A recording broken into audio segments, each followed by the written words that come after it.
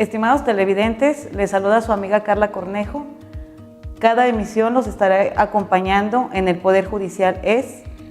El día de hoy vamos a estar hablando de un tema de interés general, debido a que se va a tratar acerca de los delitos que cometen los adolescentes, cómo son juzgados los adolescentes, si existe un procedimiento especializado para juzgar a los adolescentes, entre otras preguntas que van a ir surgiendo a lo largo de este programa, para lo cual damos la bienvenida a nuestro distinguido invitado del día de hoy, el doctor Alejandro Ramón Fuentes, magistrado presidente del Tribunal para Menores Infractores. Bienvenido, magistrado. Gracias, Carla, por la invitación y pues es un honor estar aquí con ustedes en este programa. Bueno, muy bien. Entonces, para comenzar de fondo en este tema, ¿nos podría decir primeramente cuál es la función del Tribunal para Menores Infractores?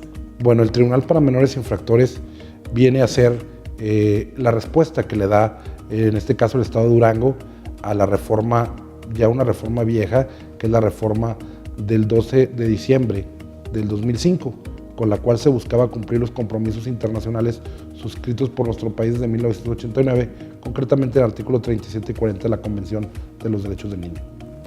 Excelente, entonces se ve que estamos dando cumplimiento del Poder Judicial del Estado a compromisos meramente internacionales. Así es una justicia especializada para personas de 12 a menos de 18 años de edad, los cuales cometen alguna conducta delictiva, rompiendo y dejando a un lado todo lo que es el tutelarismo para cambiar una visión en donde al menor se le ve como una persona sujeta de derechos y no un sujeto de protección. Entonces, en sí, ¿cuál es la necesidad de crear el Tribunal para Menores Infractores? Es el cambio de paradigma, el cambio de paradigma, romper con el tutelarismo y tener una visión de derecho en donde solamente se juzguen aquellas personas que cometan conductas delictivas o delitos. En el caso anterior del tutelarismo se confundía tanto a las personas que cometían conductas delictivas como a las personas que estaban en situación de calle, a las personas que estaban en abandono, a las personas que estaban en riesgo. Entonces era un sistema totalmente diferente, pero un sistema penal modalizado. Y a razón ya de la nueva reforma y del nacimiento del tribunal, pues el tribunal únicamente se concreta en un sistema penal modalizado, en donde solamente conoce de aquellos jóvenes que cometen alguna conducta delictiva. ¿Y el tribunal cómo está conformado?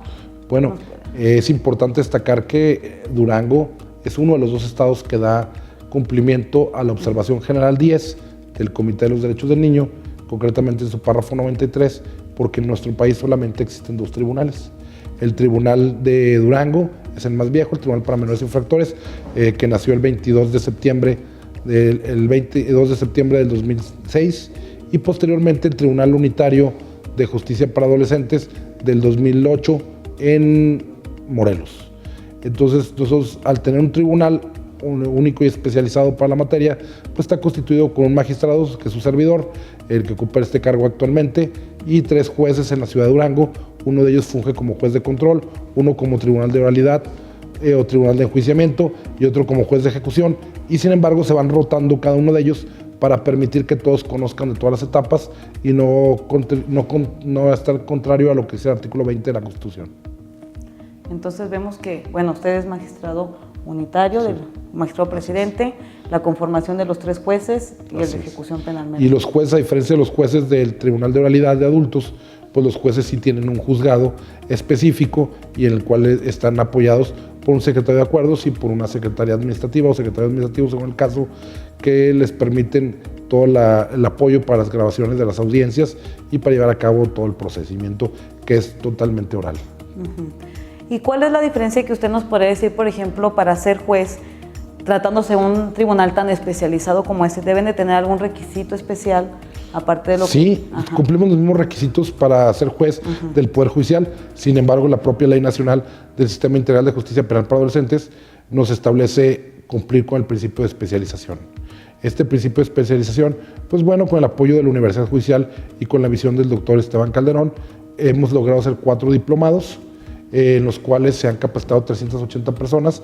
Logramos capacitar ya al 100% de todos los funcionarios del Tribunal para Menores Infractores, llegando a superar lo que marca la ley nacional. La ley nacional no marca que seamos especializados el magistrado y los jueces. Sin embargo, en base a la progresión del derecho humano, porque es un derecho humano la especialización, lo establece concretamente el artículo 40, párrafo 3 de la Convención de los Derechos del Niño, nos permitió que todos los que trabajan en el Tribunal para Menores sean especializados, además de especializar parte del sistema, y esto pues le da ese plus. Y como es un requisito indispensable que las personas que trabajan como jueces, como magistrados, tengan esta especialización, qué mejor que fomentar la carrera judicial al interior del propio Tribunal para Menores, como lo refiere el artículo 65 de la Ley Nacional, que vayamos creando que las mismas personas que entran de actuario, que entran de secretario, que van subiendo poco a poco, ya lleven en sí la especialización, y esto permite pues obviamente una progresividad impresionante del derecho humano. Que vemos que se va creando el escalafón en la carrera judicial, ¿verdad? Así es. De la y actualmente, pues bueno, no nos hemos quedado nada más en estos diplomados, sino que actualmente tenemos en la Universidad Judicial, con el apoyo tanto de la Universidad Judicial como el doctor Esteban Calderón, se creó una especialidad de Derecho de Niñas, Niños y Adolescentes, la cual lleva implícito la justicia para adolescentes, pero también lleva ver al niño como víctima, ver al niño en los procesos penales, como testigo, como víctima, ver el niño en materia familiar, ver el niño en la etapa de salidas alternas. Y esto nos cambia la perspectiva del Poder Judicial para que el Poder Judicial tenga una perspectiva de infancia. Y realmente el Poder Judicial de Durango cumpla con los compromisos de la Convención de los Derechos del Niño y tenga órganos especializados en cada materia, específicamente para el trabajo y el desempeño con niños y adolescentes. Sobre todo tratándose de un tema tan importante, ¿verdad? Así es. ¿Y cuáles son los asuntos que usted nos podría decir que resuelve el Tribunal para Menores Infractores?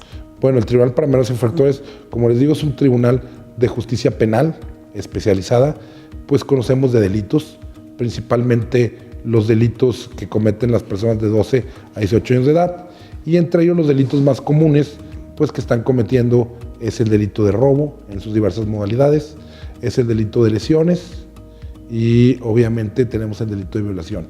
Pero aquí el delito de violación y los delitos contra la salud, los de narcomenudeo.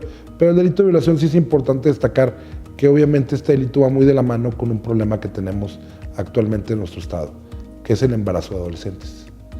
Esta violación no es una violación como la que estamos acostumbrados en adultos o la violación a través de violencia física, sino que realmente es una violación consensuada, pero con una menor de 14 años de edad. Esta es una situación importante porque obviamente la persona menor de 14 años de edad, según lo establecen los legisladores de Durango, en el artículo 77, apartado primero de la ley, nos señalan que la persona menor de 14 años de edad no puede dar su consentimiento para tener relaciones sexuales. Sin embargo, pues resulta que una muchachita de 14 tiene relaciones con su novio de 15 y pues estaría cometiendo una conducta delictiva. Entonces encuadraría en esta figura, pero esto es más que nada es por falta de prevención, por falta de educación sexual y le reitero, por la problemática que tenemos de los embarazos en adolescentes que sea esta situación.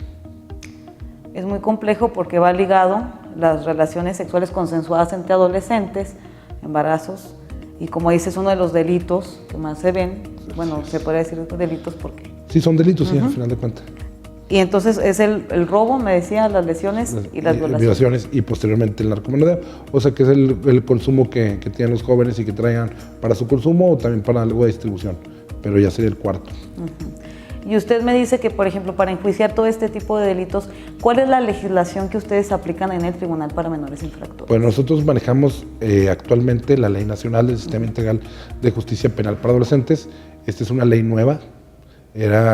Antes de esta ley teníamos 32 legislaciones en los estados, cada estado tenía su propia legislación. A partir del 2 de julio del 2015 se reformó el artículo 18 y el artículo 73, fracción 21, inciso C, de la Constitución, y se le quitó a los congresos del estado la facultad de legislar. Y el compromiso es sacar una ley nacional.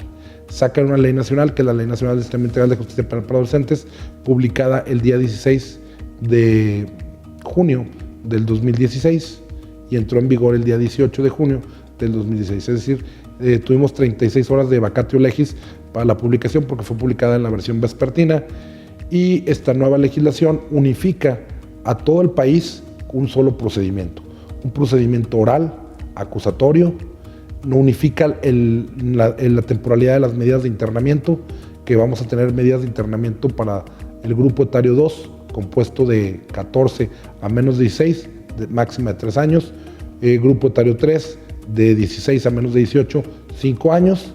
Esto unifica porque tenemos medidas antes en los estados de la República. Tenemos el caso de Morelos con una penalidad máxima o una temporalidad máxima de 3 años y el caso de Aguascalientes con 20 años. Durango estaba en los 10 años. Entonces, obviamente, estos rangos de edad o de internamiento no estaban acordes al panorama internacional, por lo cual se tuvo que adecuar en la ley nacional. Se adecuó esta situación, se unifica el proceso, las medidas, se unifica también la cuestión de la especialización, para que la especialización sea igual, exigida a las mismas personas a nivel nacional y que contenga los mismos rubros. ¿Cómo se acredita la especialización? A través de un documento, un certificado expedido por una institución educativa de validez, con validez oficial. A partir de esa cuestión, ya con una especialización que obtengan aquí en Durango a través de la Universidad Judicial, en su momento a través de otra universidad que expida ya sea especialización o un diplomado de más de 120 horas con reconocimiento y validez oficial, pues obviamente ya podrían litigar y podrían llevar a cabo la materia en cualquier lado de la República Mexicana, porque tenemos unificado el procedimiento, solamente es uno, y eso pues nos da muchas ventajas y muchas igualdades a los adolescentes. Eso sería, y el catálogo de conductas que son susceptibles de internamiento también se unifica con esta ley nacional y establece un procedimiento muy sumario. El procedimiento de adolescentes no dura más o no debe durar más de 6 meses, desde el auto de vinculación al dictado de la sentencia. Es un procedimiento altamente sumario. Bueno, pues más adelante vamos a empezar a ver ahora sí lo que es meramente el procedimiento. Primero vamos a un corte. Antes de irnos les recuerdo que pueden comunicarse con nosotros a los teléfonos 811-4712 en su extensión 257 y 143-4735. Regresamos después del corte. Gracias. Estamos de vuelta aquí en su programa El Poder Judicial es, con la intervención del doctor Alejandro Ramón Fuentes. Doctor, nos comentaba que está la ley nacional, pero por ejemplo, ¿cómo ha sido su implementación aquí en el estado de Durango? ¿O cómo ha repercutido? Okay. Bueno, les comentaba que el día 18 de junio del 2016 entra en vigor la ley. El artículo régimen transitorio de la ley establecía que tenemos 3 años para la implementación de la totalidad. Como cambió la especialización que teníamos en el estado a la especialización, pues es lo que adelantaba. Hicimos 4 diplomados, 380 funcionarios y abogados particulares se especializaron. Actualmente tenemos la especialidad en Derecho de Niñas, Niños y Adolescentes, que está cursando por todo el personal del Tribunal para Menores Infractores, además gente del Centro Estatal de Justicia Alternativa, jueces de primera instancia en materia familiar, los jueces especializados en niñas, niños y adolescentes también, y una magistrada también está cursando la especialidad. Tenemos una consejera anteriormente que también la estaba cursando, y estos son 40 funcionarios del Poder Judicial que van a tener esta especialización. Le hemos dado mucho auge a la especialización, hemos dado muchas conferencias, muchas pláticas, hemos ido a las escuelas, tenemos convenio con la Universidad Alejandría, con la UNIVER, con la UGED, para dar cursos, talleres hacia los jóvenes que buscan esta implementación y que buscan a conocer el procedimiento que tenemos adolescentes. Ese ha sido un rubro. Otro rubro muy importante que hemos tenido es los convenios y formar la red intersecretarial de asociaciones civiles. A través de la Subcomisión de Justicia para Adolescentes, que es el órgano que se crea para la implementación de la ley a través de una propuesta de la CONAGO, el cual me honro también en presidir, hemos trabajado de la mano lo que es la Fiscalía, la Defensoría, el Sistema de Protección de Niñas, Niños y Adolescentes en el Estado de Durango, la Comisión de Víctimas, la Comisión de Derechos Humanos, y hemos empezado a ver qué es lo que requeríamos de implementación. Vimos que en primer lugar requeríamos la especialización, pero también requeríamos conocer a qué adolescente era el adolescente que íbamos a juzgar. Hicimos un convenio con UNICEF y con Reintegra, y el cual nos permitió 2 cosas muy importantes. La primera, tener un diagnóstico de quiénes son los jóvenes que delinquen en Durango, cuál es el mapa delictivo, y más que nada pues a conocer cuáles sean sus motivaciones para llevar a cabo una conducta ilícita. Y de esta manera buscar que las medidas que se les aplique y que la autoridad administrativa de Secretaría de Seguridad Pública, que es la que se encarga del seguimiento de las medidas cautelares y de las medidas de sanción, pues fueran verdaderamente efectivas y lográramos la no reincidencia, o bueno, no podemos usar la palabra reincidencia, sino que no se volviera a cometer la conducta delictiva por el adolescente y verdaderamente el adolescente se reintegrara a su familia y a la sociedad. Esto fue una de las cosas importantes que se logró para la implementación, tener el diagnóstico, conocerlo. Ahorita actualmente el Tribunal de Menores seguimos trabajando en diagnósticos, estamos por presentar un diagnóstico que nos está apoyando la organización civil Justicia Juvenil Internacional México AC. En unos días, el día 25 de septiembre, tenemos programado en la Casa de la Cultura Jurídica, la cual les extiende una invitación, que se firme un convenio con dicha asociación, pero además que nos presente un diagnóstico sobre el internamiento cautelar y de sanción de los adolescentes. Y seguimos trabajando de la mano también con un convenio que tenemos con la Universidad Benemérita de Puebla, en el cual la doctora Luz Ángela, una investigadora colombiana y reconocida y cual ya fue maestra en nuestra especialidad, pues obviamente también está haciendo un diagnóstico sobre el impacto del procedimiento en los adolescentes.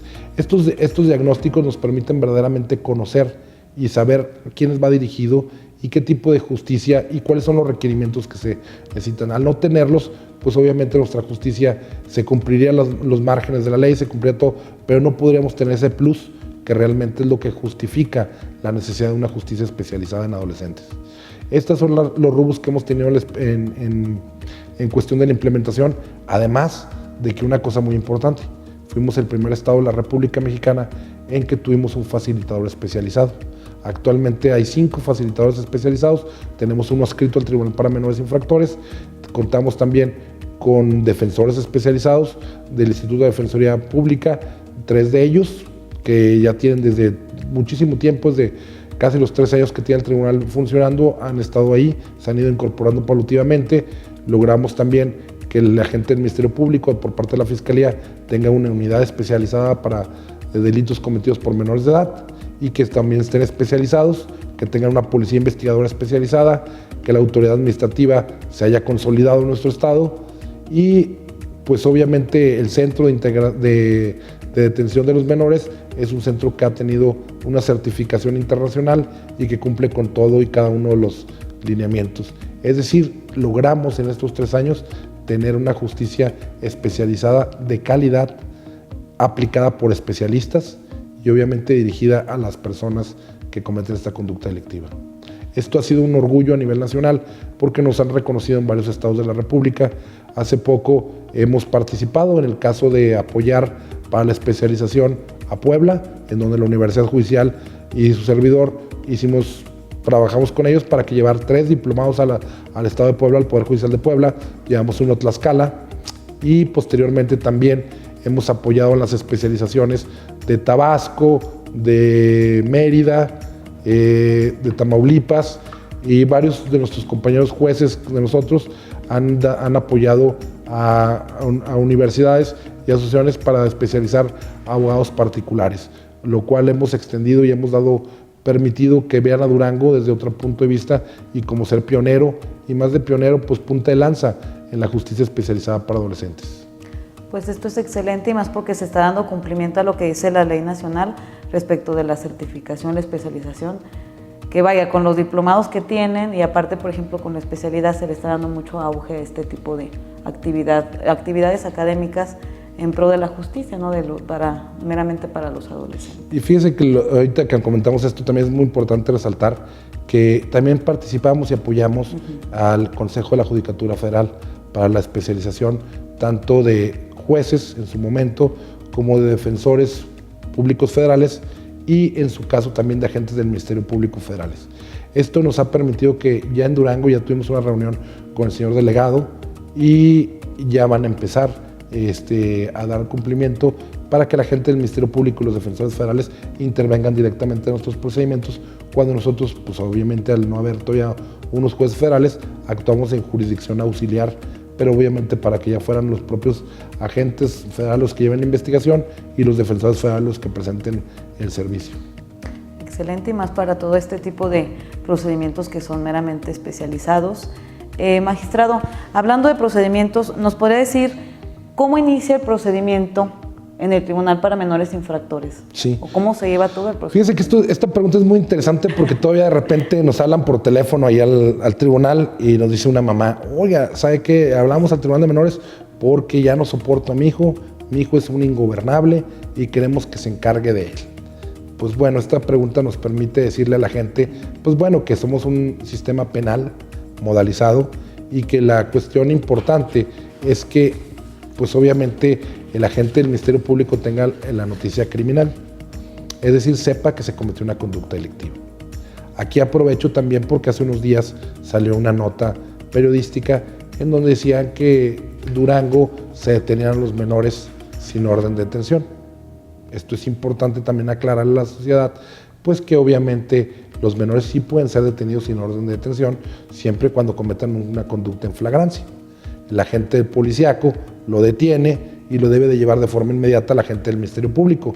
Y el agente del Ministerio Público, que es el órgano especializado investigador, determinará si la conducta es de las previstas en el 164, si pertenece al grupo etario 2 o 3, y si puede ser susceptible de una medida cautelar de internamiento, o si no es así, va a llevar a cabo su investigación en libertad, y debe de entregárselo a los padres, porque se convierte en garante y protector de los menores.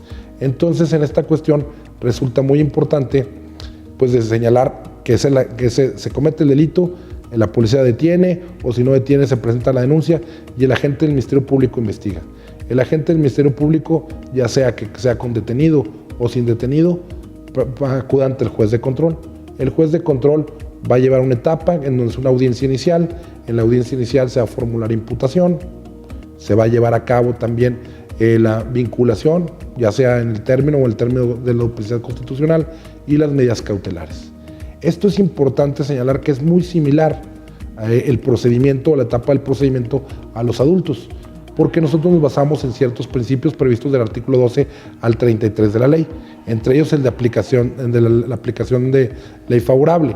Y obviamente quiere decir que tienen los mismos derechos que los adultos, sin embargo también tienen los derechos particulares por ser adolescentes. El procedimiento se podría ver que es igual, sin embargo ya el contenido y el desarrollo es diferente, porque nosotros tomamos en cuenta mucho la autonomía progresiva. Es decir, no puede ser un procedimiento igual de una persona de 12 años a una persona de 17 años. Dependiendo de su avance, mayor edad, mayor responsabilidad, menor edad, menor responsabilidad y obviamente mayor protección. Entonces nos vamos adecuando a cada adolescente el procedimiento y a cada etapa de su autonomía progresiva que nos da. Eso sería la primera etapa. Posteriormente tenemos también una etapa intermedia en donde se desarrolla la cuestión de poder llevar a cabo los medios de prueba que se van a llevar al juicio oral, o en su caso, desde la etapa después de la vinculación, se puede llevar a las salidas alternas. Cuando hablamos de salidas alternas, vale la pena, doctora Carla, comentar que el 48.7% de los procedimientos del año pasado salieron por salida alterna. Pues es muy interesante esto que nos platica. Después del corte vamos a continuar platicando de esto, pero antes de irnos vamos a ver un video donde se ven las actividades realizadas en este tercer informe de resultados del Poder Judicial del Estado. Impulso a la carrera judicial. En el año que se informa, el Consejo de la Judicatura aprobó cursos de formación de actuarios, secretarios y lanzó convocatorias para concursar plazas de jueces de primera instancia con jurisdicción mixta, especializados en justicia para adolescentes en conflicto con la ley y justicia laboral, tanto en Durango como en Gómez Palacio, para integrar lista en reserva.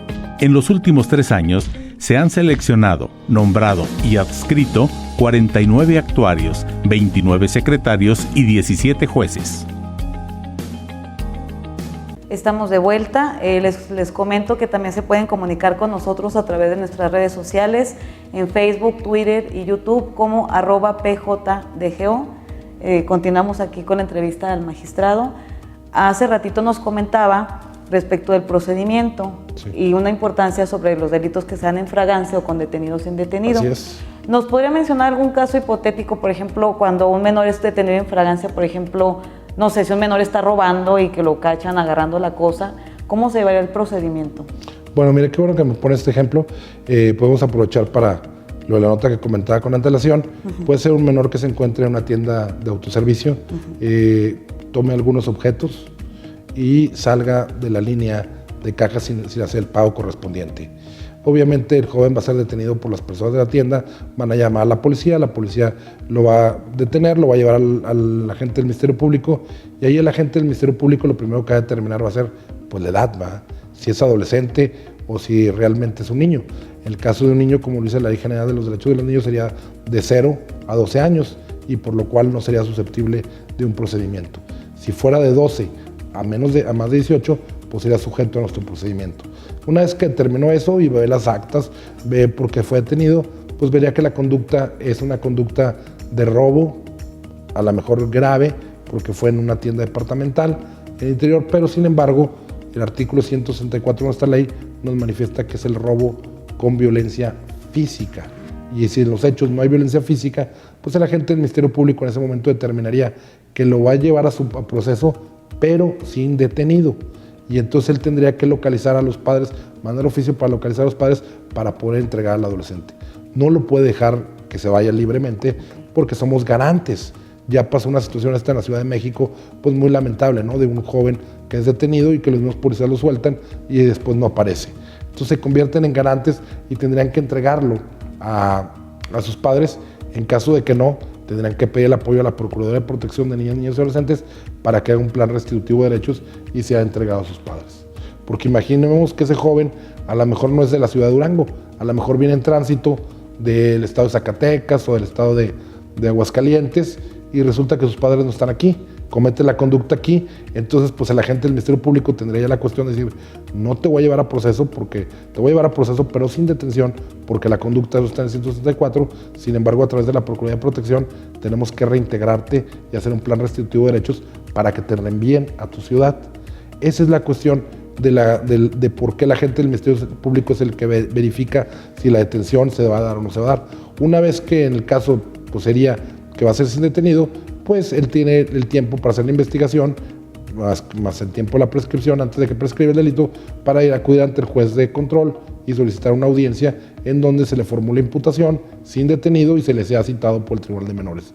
Si es en flagrancia, pues tendría el término que marca la ley nacional, que es un término de 36 horas, para poder llevar al menor presentado ante el Tribunal de Menores, para que ahí se lleve a cabo la audiencia inicial, se resuelva sobre el control de la detención, sobre la formulación de la imputación, en caso de que haya medidas cautelares, y sobre la vinculación a proceso. Y en este caso, por ejemplo, cuando hay medidas cautelares, ¿qué medidas cautelares se le pueden poner al menor? Bueno, nosotros tenemos las medidas que señala el artículo 119 de la Ley Nacional, en la cual son 12 medidas. Solamente una medida cautelar pues sería la medida cautelar de internamiento. Esta únicamente se aplica a mayores de 14 años, menores de 18, por conductas del 164 y siempre y cuando ninguna otra de las medidas cautelares pueda aplicarse una medida menos benévola. Recordemos que nosotros nos basamos en principios, como lo he señalado. Uno de los principios es el principio de que el internamiento es excepcional y por el tiempo más breve que proceda. Entonces tenemos medidas desde que se presente, que quede a cargo a los padres, que no se acerque a ciertas personas, medidas que le están poniendo que quede a disposición de una institución o una institución educativa cuando traen la cuestión de drogas, que haya un supervisor. Estas son medidas que tendríamos que ir pendiendo. Claro, también está la medida de fianza, está la medida de cuentas, pero únicamente para los que son mayores de edad, pero cometieron la conducta siendo menores de edad y que obviamente tengan bienes. Esto sería para asegurar la reparación del daño, pero obviamente en la medida de internamiento tenemos que tomar en cuenta que tiene una temporalidad máxima de 5 meses y debe ser revisable cada mes por parte del juez de control, para verificar siempre que se cumple el principio de que el menor esté el menor tiempo posible. Pero esta medida nos impacta con la celeridad procesal y obviamente nos impacta que el artículo 123 de la ley nos señala que ese procedimiento, que el menor va a estar interno, tiene que ser un procedimiento de máxima prioridad. Es decir, no vamos a agotar los 6 meses ordinarios del procedimiento, sino que lo tendríamos que agotar en un tiempo más corto, porque de todos los procedimientos tendríamos que dar prioridad para que el menor no esté tanto tiempo en internamiento cautelar y que tenga ya su resolución en tiempo y forma. Sí, así se da cumplimiento al principio de celeridad primeramente, y otra pues también estás velando por el interés superior del menor, Así es. ¿no? Claro. lo menor. Sí, en todas las resoluciones que emita el juez, dice el principio de interés superior del menor, que se debe ver como una norma procesal, como un principio y como un derecho. Y como norma procesal, el último párrafo del artículo 12 nos señala que en todas las resoluciones el juez debe ponderar que tomó en cuenta el interés superior y debe decir cómo. O sea, no vale nada más decir, por el interés superior te impongo esto. No. Justifícalo y me señala cuáles fueron los parámetros que tomaste para poder tomar a cabo y verificar que tu resolución es acorde al interés superior del menor. Excelente. Magistrado, y una vez, por ejemplo, que en el caso que seguíamos, el menor se le vincula a proceso, ya se va directamente, ahora sí ya. Bueno, una vez vinculado a proceso tienen las dos cuestiones, tienen la salida alterna o tienen la posibilidad de que se continúe con la investigación complementaria por parte de la agente del Ministerio Público, se presente el escrito de acusación, se lleve a la audiencia intermedia y se lleve a juicio oral. Recordemos que en nuestro procedimiento no tenemos juicio abreviado. Ahí, si ustedes están interesados en saber por qué el juicio abreviado no se lleva en adolescentes, pues los invitamos de forma cordial a visitar la página tmidgo.gov.mx y el canal de YouTube TMI TV, en donde pues obviamente el Tribunal de Menores también está tratando de, en parte de la implementación, dar a conocer lo que hacemos y tocar temas específicos y especializados en la materia. Hay un programa específico en donde se habla concretamente de la cuestión de por qué el abreviado no es aplicable en adolescentes, aun y cuando reconocemos que hay estados de la República que se lo están aplicando, nosotros no compartimos ese criterio. Entonces, una vez que hay o salida alterna o juicio oral, pues obviamente ya sería la cuestión que tenemos. Actualmente te refería, doctora Carla, que el 48.7% se va por salida alterna, entonces el otro quedaría para juicio oral. Y pues bueno, ya viendo juicio oral, pues el juicio oral ya se tendría que demostrar si se logró demostrar la responsabilidad del docente, si fue el que participó, pues ya se le impondría una sanción o una medida de las previstas en el artículo 155 de la Ley Nacional. Y usted nos hace referencia, magistrado, a las salidas alternativas Sí. de solución. Sí. Como en el caso de los menores infractores, ¿cuáles serán este tipo de salidas? Bueno, mire, tenemos un facilitador especializado del Centro de Justicia Alternativa y obviamente tenemos el principio de ley favorable, pues aplicación favorable, perdón, pues obviamente tenemos que tienen exactamente los mismos derechos que tienen los adultos, más aparte los específicos. Entonces tenemos acuerdos reparatorios, tenemos también la mediación, ¿cómo se llama? Conciliación, tenemos también para llegar a los acuerdos reparatorios y obviamente la suspensión condicional del proceso. Estas serían las salidas alternas que tienen como un adulto, con excepción de la salida anticipada o forma de terminación anticipada, que sería el procedimiento abreviado. Todas las demás sí las tienen y es ahí donde hemos visto, pues obviamente brillar la cuestión de la voluntariedad de las partes, porque ahí es donde vemos que el 48.7% de los asuntos que se llevan participan los padres activamente, y eso es un respaldo muy fuerte que le da al joven que comete una conducta delictiva y garantiza pues obviamente que esta llamada de atención o esta conducta que desplegó y fue a lo mejor una alerta para los papás, permite que obviamente los papás se concentren y se apliquen más en los jóvenes y de esta manera evitar que vuelvan a cometer una conducta delictiva. Bueno, pues es muy importante ver que casi la mitad, 48.7% nos decía, agarran este tipo de medidas alternativas. ¿Cuál es la más común? La mediación, reparación, pues casi todo el mundo lo que quiere es reparar el daño, ¿no? Bueno, obviamente en eso se tendría que reparar el daño, pero también nosotros, a diferencia del sistema de adultos, nosotros tenemos un sistema o un principio que es una medida socioeducativa. El acuerdo reparatorio, la suspensión condicional del proceso, las medidas que se ponen, además de la reparación del daño, son medidas socioeducativas al joven. Es decir, el hecho de que tenga una salida alterna, a diferencia de adultos, no solamente es el pago o la reparación del daño, sino también la medida socioeducativa que se le impone al joven, verdaderamente para que el joven tenga una experiencia de legalidad y evitar que vuelva a cometer una conducta delictiva. Estas medidas socioeducativas están en las zonas del 155, que puede ser, si el joven trae un problema de adicciones, que vaya a un tratamiento de adicciones, si el joven ha dejado la escuela, que vuelva a la escuela, que continúe con su educación básica obligatoria, si determinamos que hay alguna situación que requiere alguna actividad, un servicio social para los mayores de 15 años, una actividad para que se pueda desempeñar mejor en empleo, eso se le proporciona y son las medidas que lleva. No solamente la reparación del daño como en adultos, sino que va implícita en las medidas socioeducativas que marca nuestro sistema. Pues lo importante ahí es sobre todo la readaptación y la reinserción del menor, ¿verdad? Para con la sociedad. Así es. Ya nos queda otro bloque, vamos a seguir avanzando, vamos a ver las sanciones y cómo se logra la reinserción de un menor, ¿verdad? Claro. Pero primero vamos a un corte y continuamos. Gracias. Continuamos de vuelta aquí con el magistrado Ramón Fuentes. Magistrado, anteriormente nos había comentado acerca del procedimiento, bueno, basándonos en un caso. Ahora, ¿cuáles son las sanciones que más aplican ustedes o qué tipo de sanciones? Por ejemplo, la pena delictiva, los años que tiene, o aparte de lo que usted nos decía, las medidas socioeducativas, ¿qué otro tipo de sanciones tienen? Bueno, nosotros tenemos un fin que toda la medida que se aplica al joven sea una medida socioeducativa. Dentro de las medidas socioeducativas tenemos privativas y no privativas de la libertad. Estas están contenidas en el artículo 155 de la ley. Aquí es muy importante el estudio que les comentaba al inicio, que se hizo con Reintegra y con UNICEF, para conocer al adolescente y ver su perfil. Las medidas, no podemos generalizar una medida que sea la medida más popular o la medida que más imponemos, porque cada medida, como tiene un fin socioeducativo, debe ir dirigida al joven que cometió la conducta delictiva. Es decir, vamos a suponer que tenemos dos jóvenes que cometen la misma conducta delictiva o participan en el mismo delito. Y resulta que la situación de cada uno de ellos es una situación totalmente diferente. El joven A se encuentra estudiando y resulta que no tiene problemas de adicción. Y el joven B dejó la escuela y tiene problemas de adicción.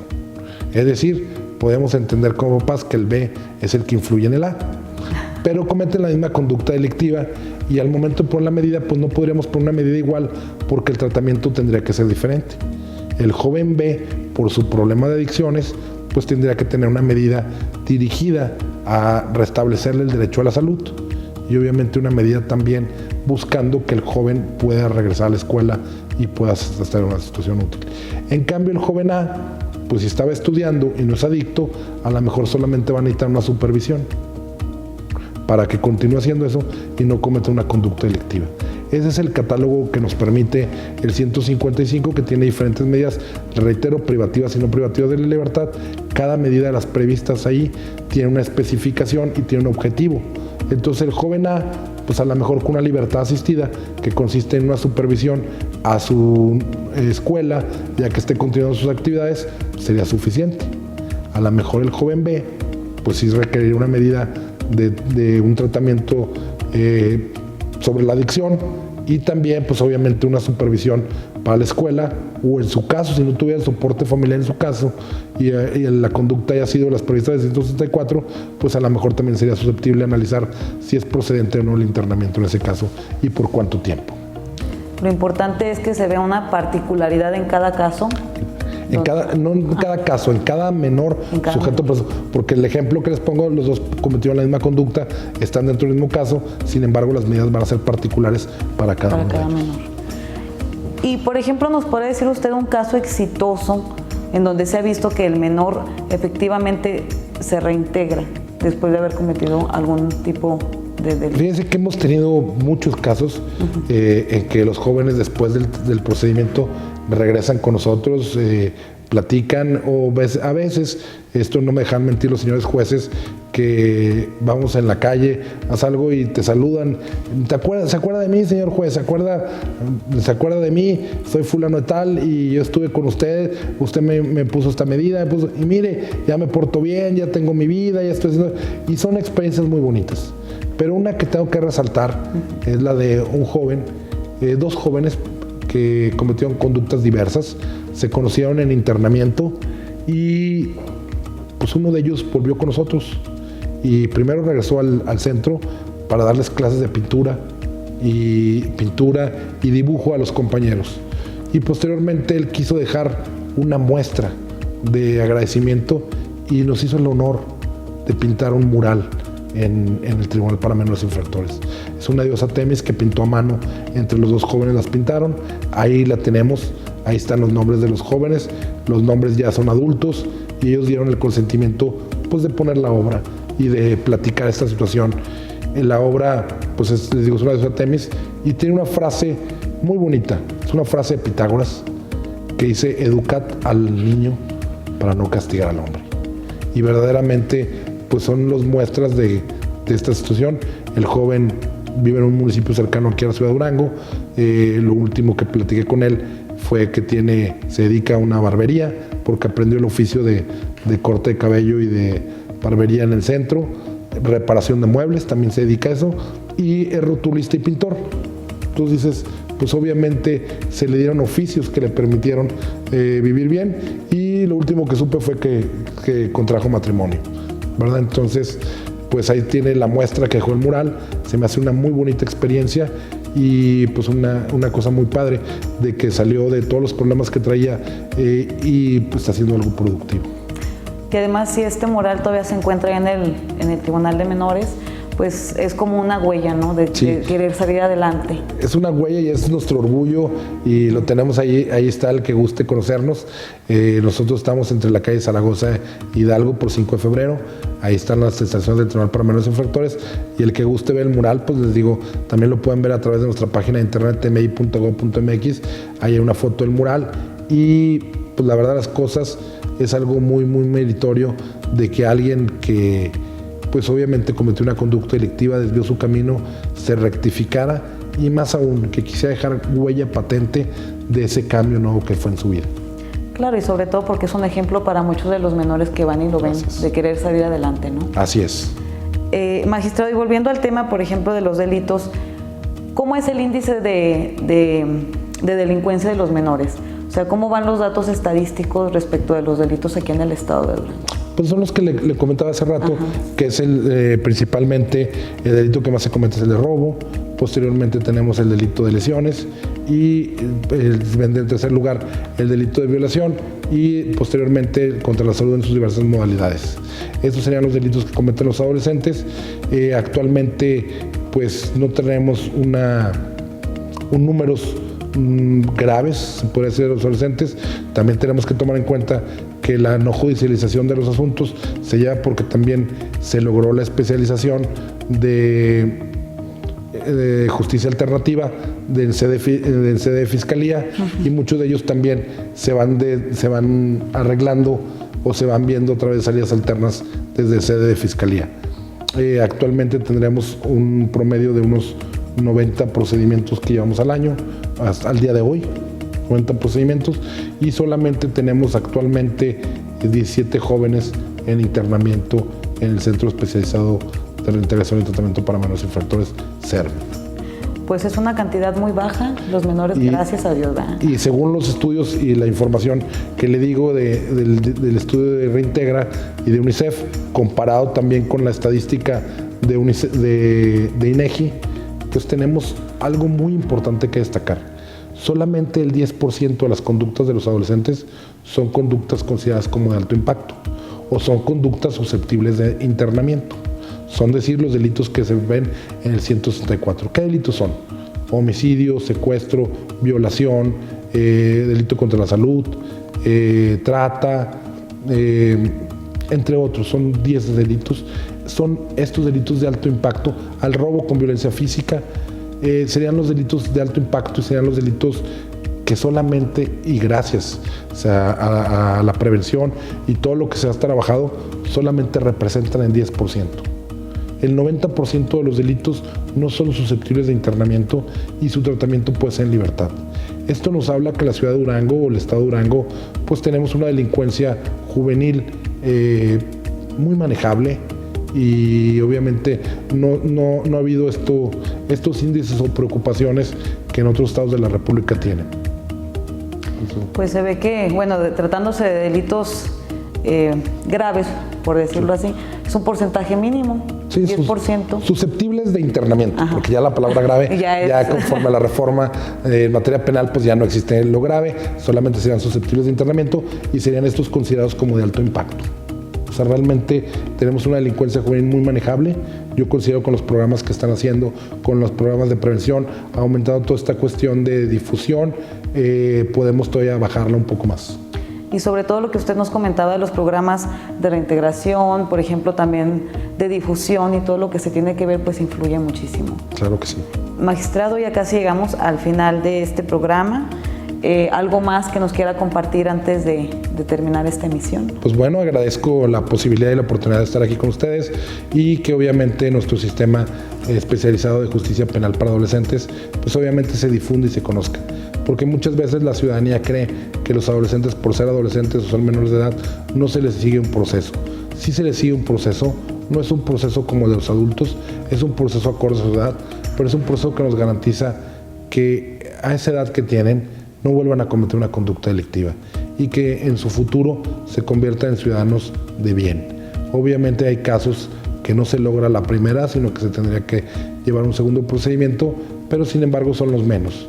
Entonces la ciudadanía debe estar tranquila de que los jóvenes que cometen una conducta delictiva sí son sujetos a proceso y obviamente se logra que ellos regresen a la sociedad y a su familia de forma sana.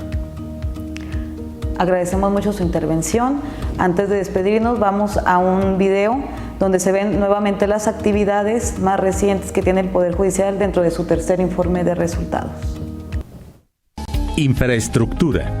En un esfuerzo conjunto con el Poder Ejecutivo, gracias al decidido respaldo del gobernador, Dr. José Rosa Sainzpuro Torres, se remodelaron espacios y se concluyeron obras de ampliación, modernización y dignificación de las instalaciones del Poder Judicial, como la primera sala de juicio oral mercantil en el Estado, con sede en este primer distrito judicial, el Centro de Justicia Penal de Guadalupe Victoria y otras obras que se suman a los inmuebles entregados de septiembre de 2016 a la fecha. También se dotó a las áreas administrativas y jurisdiccionales de las herramientas e insumos necesarios para la realización de sus funciones, además de vehículos y equipo de trabajo al personal de mantenimiento y servicios generales.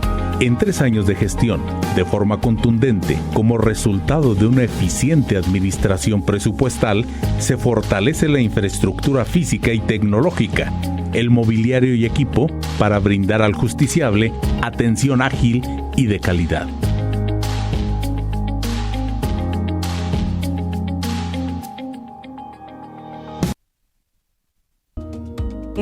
A nuestro distinguido invitado del día de hoy, el doctor Alejandro Ramón Fuentes, magistrado presidente del Tribunal para Menores Infractores. Magistrado, un placer tenerlo por aquí. Esperemos que no sea la última vez que venga, yo creo que no. Hay muchos temas de que hablar, el tema es muy amplio, pero esto lo vamos a seguir viendo en otras emisiones. Por hoy hemos llegado al final de esta emisión. Solamente recuerden que el Poder Judicial es justicia humana para usted. Muchísimas gracias. Muchas gracias.